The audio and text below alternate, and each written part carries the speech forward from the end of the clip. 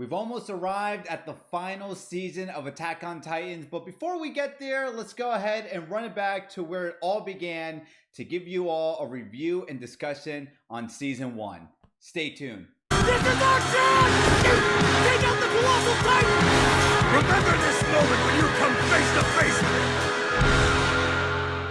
What is going on, guys? My name is DJ Milez, and I'm here to give you all a review on the first season of Attack on Titans. And before we begin with this video, if you want to see the value and entertainment I provide on this channel, be sure to hit the subscribe button and hit that like button to be notified on when I'll be dropping future Attack on Titan content. Now, whether you're a veteran of the series or a first-timer binging it because, well, the hype is so monumental, you just now have to watch it and see what everyone's talking about, which, wow, I really envy you. This is the first time you're experiencing this story. Do not worry, because the only spoilers that we will be discussing in this video is only going to be containing stuff within Season 1. Oh man, look at this trio. So sweet, so innocent, and they have no idea what they are about to experience. But before we talk about our favorite trio, let's go ahead and just discuss what exactly is happening in the world of Attack on Titan. Over 100 years ago, humanity suddenly found itself faced with a new predator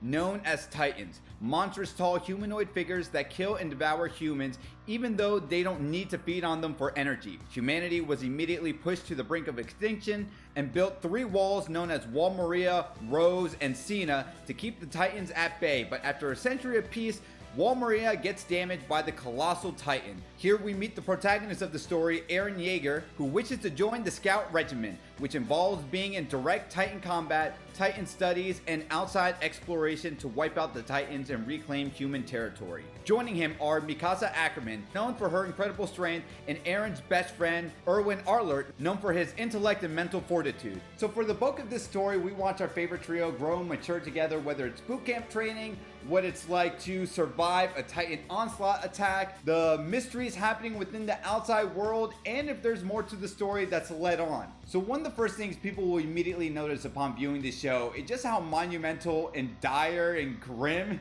it is for people living in this universe. I mean, shout out to the people who have houses right on the outskirts of Wall Maria. That being said, it's very dark. I remember when this show came out upon 2013, when we were at the height of Game of Thrones, or the Game of Thrones craze. Hey, this show's kind of like Game of Thrones, because in this show, characters go out like flies. So if there's someone you like, don't stay too emotionally attached to them. And the best example of this is watching the pilot episode. When you see Aaron's mother die and just gruesomely get devoured by AKA the Smiling Titan, you should know upon that episode, is this show for you or is it not going to be for you? If you like what you saw in that first pilot episode, everything else in Season 1 is actually just this roller coaster of emotions and how much you want to root for humanity dealing with this monumental crisis. Despite humanity having this 3D maneuver Spider-Man contraptions, they can get by and fly by and kill the Titans. But as you watch this show, you can see that even the most veteran and experienced warrior,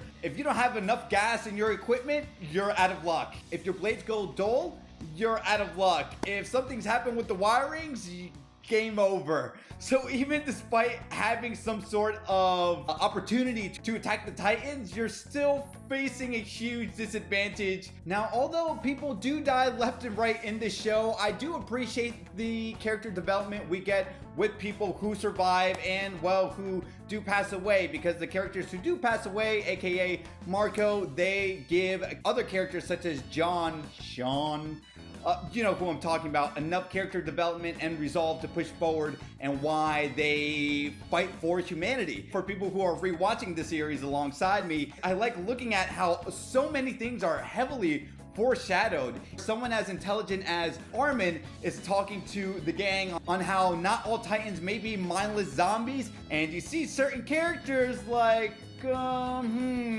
this guy is going to be trouble. One of the things that also stand out to me is just how much patriotism is happening in this show and how much everyone is believing the fight for the greater fight, because if it isn't for the people in the scout regiment putting their lives on the line, who's going to protect humanity? Because you know when these people go on a mission, 30% of them don't come back. Speaking of the information in the show, I do like how it's distributed in the middle sections of every episode where they show you just a simple image and they say information that we share so far, and they give you little tidbits on how it works. I think they do a good job of just trimming off the fat per episode, where they say, hey, if you want to learn more additional information about the 3D maneuver gear, here you go.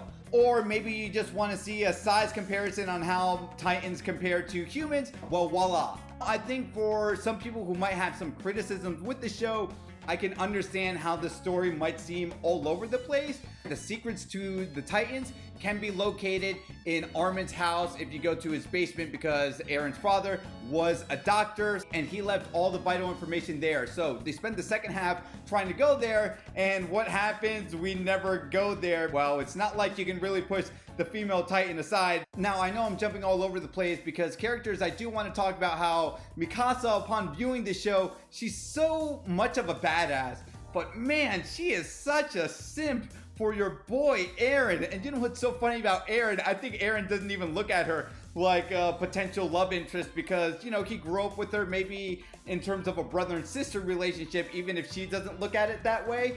And he just so dumbfounded and just aloof on the signals that Mikasa has towards him. I know that's very subjective. Aaron is very much an edgelord in season 1. I think that's also something that a lot of people like to poke fun at with this character development, because he's just constantly shouting and he wants to kill all the Titans. He wants to kill all the Titans. And although I can understand people's complaints with that as well, but for someone who actually stood out a lot to me in this season upon rewatching season 1, with just looking at how amazing of a character growth and development Armin got. When Armin was pleading with that cokehead meth addict of a captain on why they shouldn't kill Aaron because he's a Titan.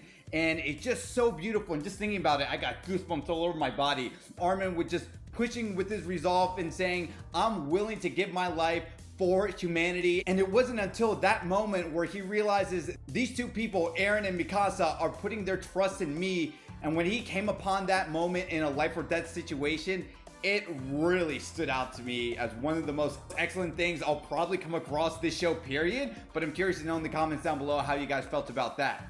Anyway, this review is going on for way too long, so with the good, there has to be some bad. Now, although these things that I'm about to mention personally did not affect my enjoyment of the show, it is something I did find a little alarming when people were reviewing season 1, that the story in certain episodes came to a grinding halt when specific characters were having inner monologues because they were either about to die or they were thinking on how they feel about X character. And I can't blame them, because yes, there are moments where, you know, you can see the first half of this episode and how they breeze through 5 years of boot camp training, only to have the last few episodes being stuck in the woods, and then characters having certain motivations or just seeing things in slow motion on what's this Titan thinking and what am I gonna do here. And again, it doesn't bother me, but I can see how a lot of inner monologue in this show can just disrupt the pacing and how it could annoy some people. But ultimately, at the end of the day, I still found rewatching season 1 of Attack on Titans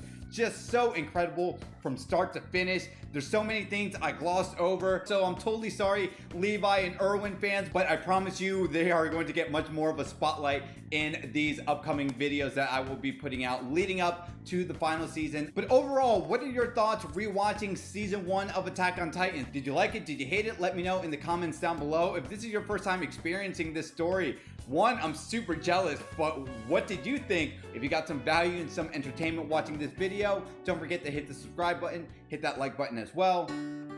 My name is DJ Milez, and as I always say, to be continued, take care.